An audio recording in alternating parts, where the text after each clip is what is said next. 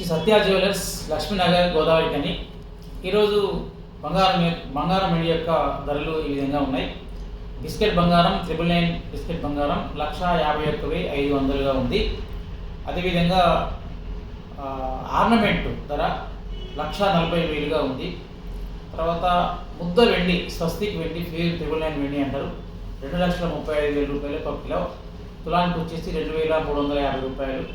అదే వెండి పటోల్స్ కానీ వస్తువులు కానీ ఇతర వెండి వస్తువులన్నీ కూడా 2,200 తోటి అమ్మడం జరుగుతూ ఉన్నది.